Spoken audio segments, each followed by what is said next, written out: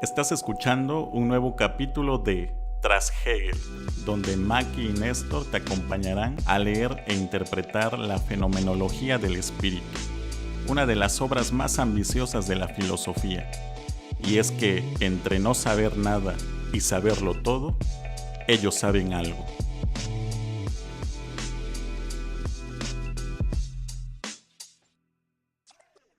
Hola, bienvenidos a un nuevo capítulo de Tras Hegel, el único podcast donde leeremos la fenomenología del espíritu de principio a fin. Yo soy Maki. Y yo soy Néstor. Que está bastante enfermo, así que discúlpenos, el cambio de voz no ha cambiado el presentador. Sigo siendo el mismo. Ajá. ¿Y qué vimos en el capítulo anterior? En el capítulo anterior estuvimos analizando la cuestión del conocimiento filosófico y lo distinguimos del conocimiento matemático y del conocimiento histórico. Entonces Hegel hace como un tipo de distinción en torno a estos dos tipos de conocimiento y lo propio del estudio filosófico. En este capítulo leeremos y comentaremos la sección El pensamiento especulativo, que es la primera sección del apartado 4, lo que se requiere para el estudio filosófico.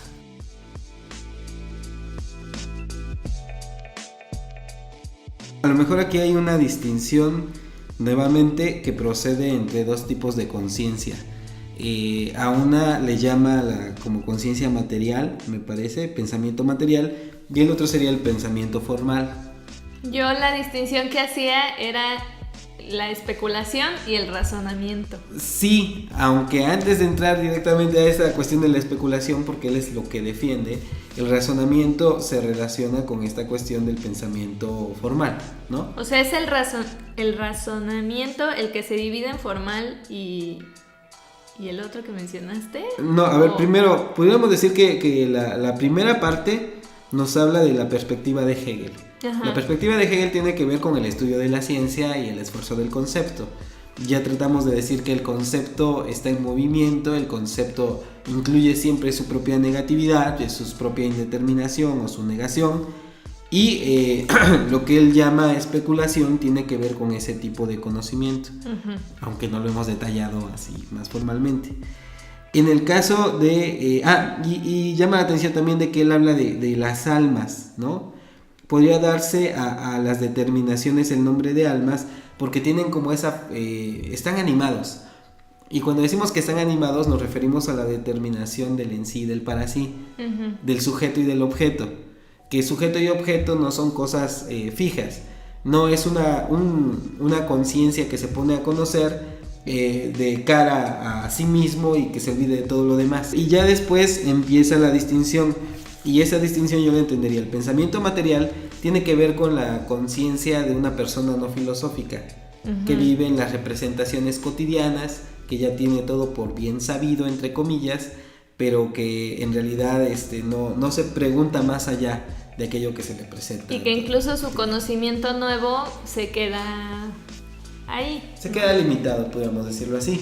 Y en el caso del pensamiento formal, o le llama acá el razonar, como tú lo dices, el razonar que constantemente va a aparecer en este capítulo tiene que ver con la vanidad del yo, la vanidad de que yo conozco y el mundo no importa. Es también la abstracción que hemos criticado en Kant y que acá Hegel termina de rematar, pudiéramos decirlo así. Yo el comentario que tenía respecto del razonar me da la impresión de que lo que Hegel critica es que se le pide a la razón dominar el ámbito del conocimiento, cuando realmente la razón nada más debería servirnos para, por decirlo de algún modo, traducir el devenir del concepto. Claro, y algo bien importante vinculado con lo que estás diciendo. Habíamos hablado del entendimiento y habíamos dicho que la función del entendimiento es analizar y sintetizar, sí. Pero cuando analiza algo lo destruye. Y cuando destruye ese algo, como cuando lo trata de volver a formar, no queda una unidad concreta. ¿Qué queremos decir? Si vamos a analizar el cuerpo humano o al ser humano, lo podemos disgregar en el sistema nervioso, en el sistema digestivo, y te presentan y te dicen, todo esto es el ser humano. pero en realidad tú no estás viendo al ser humano, estás viendo materia muerta, estás viendo esquemas, estás viendo algo que representa al ser humano, pero que no es el ser humano, porque el ser humano es el conglomerado del sistema nervioso, el sistema muscular, el sistema orgánico, y es una persona viva, es la totalidad.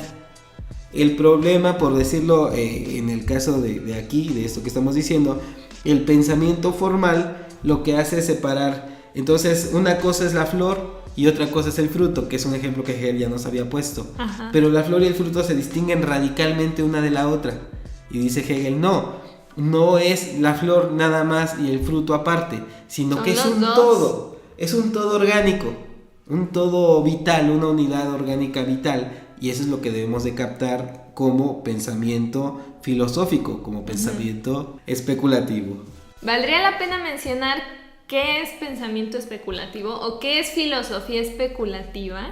Sí, ahora sí podemos contestar esa pregunta y otra pregunta que siempre me estás diciendo y que yo le doy muchas vueltas al asunto y que yo creo que ahorita ya lo pudiéramos responder. Ha llegado el momento, estoy lista. La pregunta era, ¿qué es el conocimiento para Hegel? Ajá. Y tú decías, oye, pues es que no hemos aclarado, no me has dicho qué es lo que se supone que Hegel entiende por conocimiento. Tendremos que decirlo en torno a esta distinción entre pensamiento especulativo y pensamiento reflexivo, porque constantemente se habla de la reflexión, y la reflexión tiene que ver con el razonar. Una reflexión o reflexio en el sentido más literal del término es voltear a ver y regresar hacia ti. Pero este voltear a ver y regresar hacia ti se presenta entre comillas como transparente. O sea, es alguien te toca el hombro, volteas, te regresas hacia ti. Pero podríamos decir que no cambia nada en el sujeto que lo capta.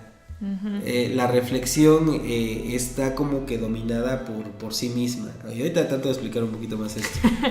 La especulación, specere, que viene del término especulación, especulatio, de specere, tiene que ver con una introspección dentro de sí. Entonces la introspección es un movimiento interior, es algo que te cambia, pudiéramos decirlo así.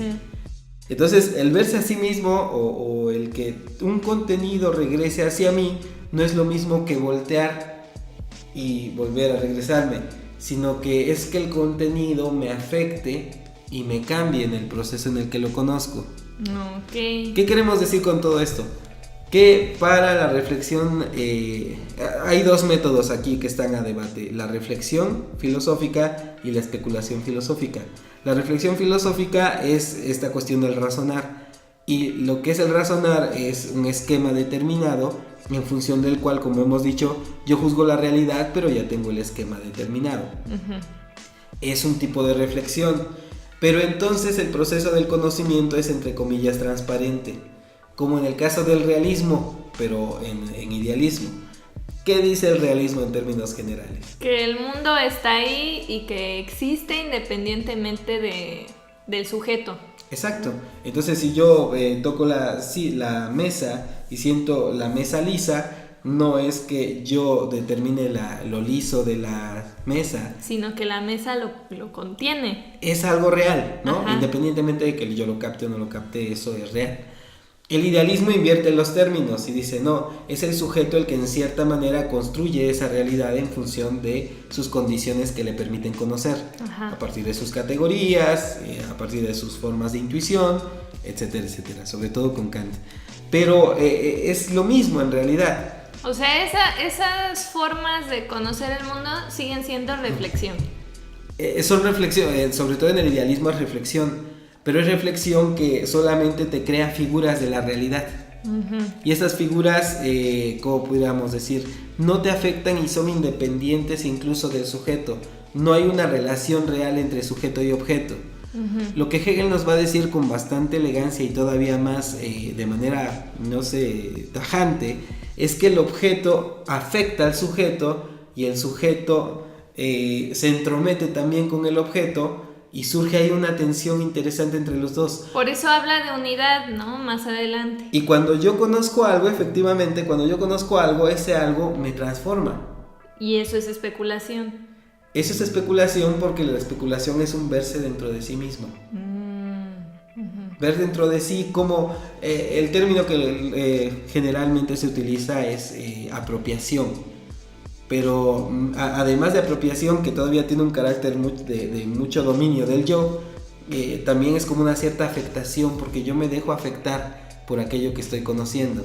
El proceso de conocimiento, en el caso de Hegel, plantea una dinámica muy interesante entre lo que es el sujeto y es el objeto, de tal manera que nunca se quedan quietos, nunca se quedan estables. Y al hacerme un contenido nuevo, ese contenido nuevo me determina, es algo animado. O sea, en vez de lo tradicional de sujeto por un lado, el objeto por el otro, y el conocimiento es esta cosa que los relaciona, para Hegel el sujeto y el objeto mediante el conocimiento se terminan uniendo. Se termina uniendo en el sentido siguiente, de que el sujeto cuando conoce algo ya no es el mismo sujeto, previo a la fase anterior. O sea, cuando yo conozco en realidad algo, me transforma y ya no sigo siendo lo mismo y el mismo, sino que me encuentro en un paso distinto. Cuando el idealismo dice, no, hay un sujeto estable, y se acabó. Y se acabó. El mundo es ordenado por un sujeto estable. El realismo nos dice lo contrario. El mundo es lo estable y los sujetos pues, pueden variar, pueden equivocarse, pero el mundo es lo real. Y Hegel dice, no, cada vez que yo conozco algo, yo me transformo y ya no soy el mismo que previamente no conocía algo. Por eso la cuestión de que el en sí y sobre todo el para sí no son como almas, porque es un principio vital, no pueden quedarse quietos. Y a lo mejor, por decirlo, acá de fondo está Heráclito, ¿no? No somos los mismos que nos dormimos que los que nos despertamos, no nos bañamos 2 veces en el mismo río, porque el mundo se mantiene siempre en movimiento y la relación cognitiva se mantiene siempre en movimiento. Entonces, el conocimiento para Hegel implica este cambio del sujeto después de conocer al objeto. Sí. Y la diferencia entre razonamiento y especulación podríamos decir que es de este modo. El razonamiento es conocer que todos morimos, saber que hay 1000 formas de morir y así. Y sí. La especulación es cuando te toca que un ser querido muera y entonces tienes te cambia, te transforma, lo que sea. ¿Pudiera ser ese ejemplo para entender razonamiento y especulación? Sí, efectivamente, porque el razonar cae en el error de pensar que hay algo fijo, sea el sujeto o el objeto. Pero de nuevo, en realidad, si estamos hablando de la mutación y del cambio, pues no puede mantenerse fijo ni el sujeto ni el objeto en cuanto tal. Y creemos que ya terminamos con el objeto cuando lo conocemos y de pronto, pues que hay otro descubrimiento, o ya cambió la cosa, o ya cambiamos nosotros, y tenemos que estar revisitando esos conocimientos. Nuestro conocimiento nunca se queda estable en cuanto tal, pero nos venden mucho la idea por esta cuestión de una filosofía representativa, que ahí la cuestión también es representar. Cuando te representas algo, esa representación, Vorstellung dice, ya está fija, ya está estable, pero esas representaciones, esas figuras, pues nunca, en realidad, si tú vas a pensar filosóficamente, no se pueden quedar tal cual así, sino que, como estamos diciendo, cambias tú, cambian ellas y sigues dialécticamente creciendo, podríamos decir. Exacto, no hay nada fijo. Claro, como decía un político, quien se mueve no sale en la foto. Bueno, ahora es al revés, ¿no? En Hegel es, si no te mueves no sales en la foto, no hay dialéctica, en pocas palabras. Este conflicto entre la forma de una proposición en general y la unidad del concepto que la destruye es análogo al que median el ritmo entre el metro y el acento. Yo lo entiendo de la siguiente manera, porque ahí aparece una imagen que es musical y al mismo tiempo es poética, porque dice, hay un ritmo, y el ritmo siempre es musical, pero también hay un ritmo dentro de la poesía, sobre todo cuando dice hay métrica y hay acentos para constituir un tipo de verso. La palabra clave aquí es el ritmo, cómo se logra el ritmo, cómo se logra la armonía, pero no solamente entre el metro y el acento, sino entre el sujeto y el objeto. La relación sujeto-objeto es similar a la que nosotros pudiéramos establecer entre el sonido y el silencio. Porque si hubiera puro sonido, eso no crea música. Y el silencio no es música. Para que exista música armónica, debes de concatenar adecuadamente sonido con silencios. De la misma manera, para que exista conocimiento, debes de concatenar armónicamente una relación dinámica entre sujeto y objeto.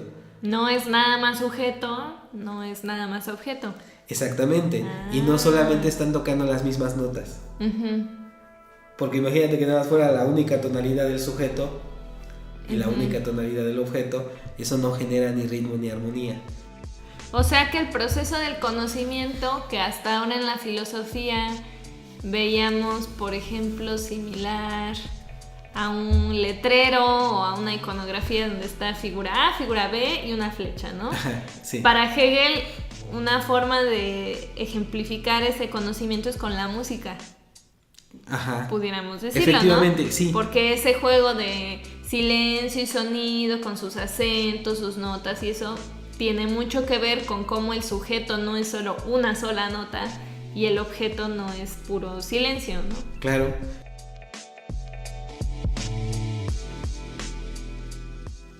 Las proposiciones filosóficas, por ser proposiciones, suscitan la opinión de la relación usual entre el sujeto y el predicado y sugieren el comportamiento habitual del saber. Y este comportamiento y la opinión acerca de él son destruidos por su contenido filosófico. La opinión experimenta que las cosas no son tal y como ella había creído, y esta rectificación de su opinión obliga al saber a volver de nuevo sobre la proposición y a captarla ahora de otro modo. Sí, porque, o sea, el filósofo no puede trabajar más que con el lenguaje habitual. Y ese lenguaje habitual se construye con sujetos y predicados. Y entonces un predicado te aclara algo del sujeto del cual estás hablando. Pero si yo de repente digo la nada es, puede que nuestra proposición cumpla formalmente con la sintaxis gramaticalmente gramatical. Uno lo entiende, Por supuesto. Pero el problema no es con la forma gramatical, sino con el contenido filosófico del mismo, que destruye en sí mismo la forma gramatical que se supone establecía relaciones entre sujetos y predicados. Y al romper eso, la filosofía ya no trabaja sobre, o trabaja sobre, pero va más allá del orden lógico de los conceptos, del orden gramatical de las palabras. Por eso antes, en apartados anteriores, habíamos dicho que para Hegel la filosofía como que rompe los moldes. Yo aquí ponía rompe los moldes que tenemos porque resulta que las cosas no son nada más palabras, sino que expresan una realidad que está en devenir. Y que muchas veces expresan realidades que escapan por completo a nuestro entendimiento, como el caso anterior de Dios es el ser, ¿no? Claro, escapan a la estructura normal como pudiéramos establecer relaciones entre un sujeto y sus predicados. Y al romper eso hace que la filosofía de repente se vuelva esotérica para aquellos que no están habituados a pensar lejos de la estructura gramatical. Y por eso la queja de que a los filósofos nadie los entiende. Lo que le entendía era que la filosofía, a final de cuentas especulativa, se trata del contenido, del concepto, que ya habíamos visto que es la realidad, que está en devenir, etc. Y que la razón es de proposiciones. Sí, claro, por supuesto. La razón nada más nos ayuda a establecer esas relaciones, y el pensamiento especulativo, que a final de cuentas es la filosofía para Hegel, el conocimiento que vale, nos ayuda a entender como tal la realidad. Sí, me parece efectivamente que solamente se queda el razonar en proposiciones, pero esa proposición no tiene en consideración, como bien señalas, el contenido de la proposición. Y no sé, hay mucha filosofía que se comenta ahí, porque estamos hablando de que hay proposiciones cuyo contenido rebasa a su propio, lo que puede contener, si quieren, si podemos llamarlo así, que hay proposiciones explosivas de sentido.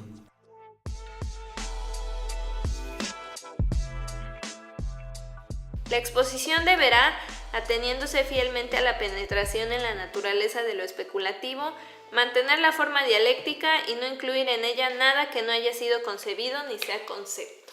Sí, porque entonces ya tú juzgas la realidad de un hombre como Dios, y Dios ya es un ser barbado que está arriba en los cielos, pero ya es un sujeto dado. Cuando lo que se supone trata Hegel de establecer es que sea esa realidad, pero independientemente de todos los contenidos que ya hemos. O sea, el nombre no es igual a la cosa. Exactamente, porque el nombre ya está fijo. Dios es un señor que está arriba en los cielos. Pero lo absoluto debe de emanar de la propia conciencia del sujeto. Tú no puedes proclamar que tienes un conocimiento si previamente no lo has ganado. Y para ganarlo debes de pensarlo seriamente. No nada más decir, yo sé qué significa esta palabra, ¿no? Claro, por supuesto.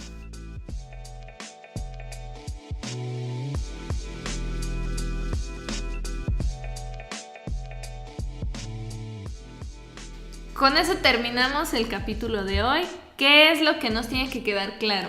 Nos tiene que quedar claro en qué consiste la especulación para Hegel, y la especulación tiene que ver con un proceso interior de la conciencia, y con esto también queremos decir que la relación sujeto y objeto en Hegel es radicalmente distinta a la que se ha venido pensando en la filosofía anterior.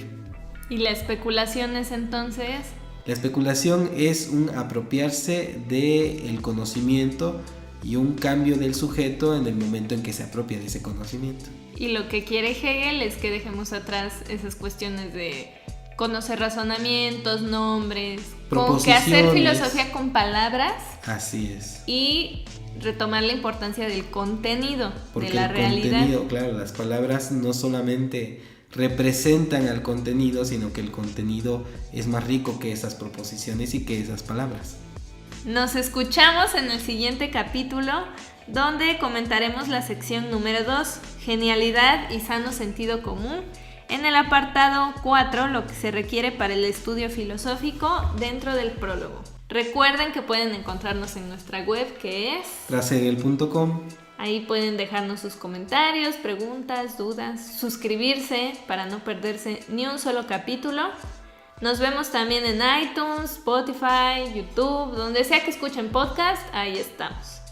Yo soy Maki. Y yo soy Néstor. Hasta pronto. Nos vemos.